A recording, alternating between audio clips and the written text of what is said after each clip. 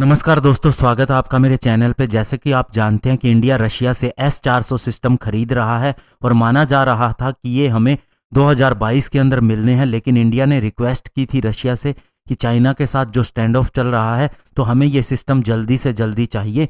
और अभी दोस्तों रिपोर्ट ये आ रही है कि रशियन डिप्लोमेट ने कहा है कि अगले साल ही इंडिया को S-400 सिस्टम डिलीवर होना शुरू हो जाएगा। तो आज इसी पे बात करेंगे। चलिए दोस्तों शुरू करते हैं। तो दोस्तों रशिया ने साफ साफ कह दिया है कि अगले साल आपको S-400 की सप्लाई शुरू हो जाएगी, यानी कि दोस्तों अगले साल से हमें S-400 सिस्टम मिलना शुरू हो जाएगा। और इसके अलावा दोस्तों दोनों देशों के बीच में KA-226 मल्टीपर्पज़ हेलीकॉप्टर को लेके भी डील हो सकती है और ये माना जा रहा है ये इसी साल फाइनल हो जाएगी। और ये ऐसी डील होगी जिसके अंदर हाईएस्ट कंपोनेंट इंडिया के अंदर ही बनाए जाएंगे, यानी कि मेक इन इंडिया और आत्मनिर्भर भारत बनाने का जो इनिशिएटिव हमने लिया है उसी के ऊपर काम किया जाएगा। वैसे तो दोस्तों S-400 सिस्टम हमें अगले साल के एंड तक मिलने हैं, लेकिन अभी रशिया ने कहा है कि अगर इंडिया को और जल्दी ये सिस्टम चाहिए तो उसके लिए भी हम इंतजाम कर सकते हैं। यानी कि दोस्तों हो सकता है कि अगले साल के मिड तक हमें ये सिस्टम मिल जाए अगर इंडिया ने रिक्वेस्ट की तो। ये S-400 सिस्टम की डील हमने $5.4 बिलियन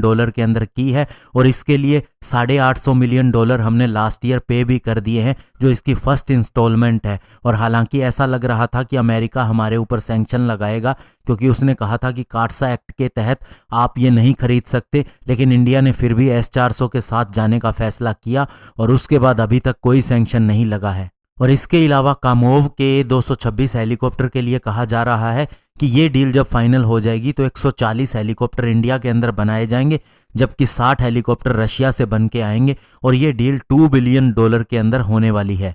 इसके अलावा दोस्तों दोनों देशों के बीच में 7 लाख AK-203 राइफल को बनाने के लिए भी कॉन्ट्रैक्ट होना है, जिसे इंडिया के अंदर ही बनाया जाना है।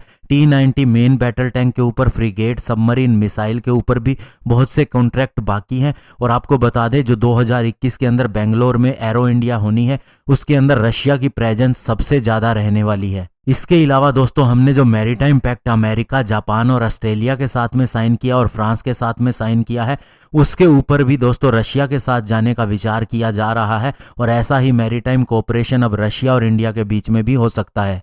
और दोस्तों ये सारी बातें करते हुए रशिया के डिप्टी चीफ बाबुश्किन ने बताया कि जो क्वाड्रिलेटरल मीटिंग हो रही है और मालाबार एक्सरसाइज हो रही है 4 कंट्रीज के बीच में, हमें उसके ऊपर भी कोई एतराज़ नहीं है, क्योंकि ये बहुत सी चीज़ें शामिल करके हो रही है। इसके अंदर डिजास्टर मैनेजमेंट है, ब्लू इकोनॉमी है, ह्यूमैनिटेरियन कोऑपरेशन शामिल है और हमें किसी भी तरह का एतराज़ नहीं है, क्योंकि हमें इंडिया के ऊपर कोई भी डाउट नहीं है। हालांकि उन्होंने ये जरूर कहा कि जो बाकी मेंबर है क्वाड के, उनकी पॉलिसी डिफरेंट हो सकती है, इसीलिए हम विश्वास करते हैं कि ये ओपन माइंडेड पॉलिसी होनी चाहिए और फॉरवर्ड लुकिंग डायलॉग होना चाहिए और किसी भी तरह का कोई भी फोर्स्ड चेंज नहीं होना चाहिए ग्लोबल सप्लाई रूट को लेके। तो ऐसे में दोस्तों रशिया इंडिया का हमेशा ही साथ देता आया है और आगे भी उसने इसी चीज़ का फैसला किया है। इवन दोस्तों जो अभी SCO मीटिंग हुई थी उसमें नरेंद्र मोदी जी ने किसी बात पे कुछ कहा था तो उसी समय रशिया के प्रेसिडेंट व्लादिमीर पुतिन ने उसे डायरी में नोट कर लिया और बाद में इंडिया को पूरी तरह से सपोर्ट किया। और जो नरेंद्र मोदी जी ने कहा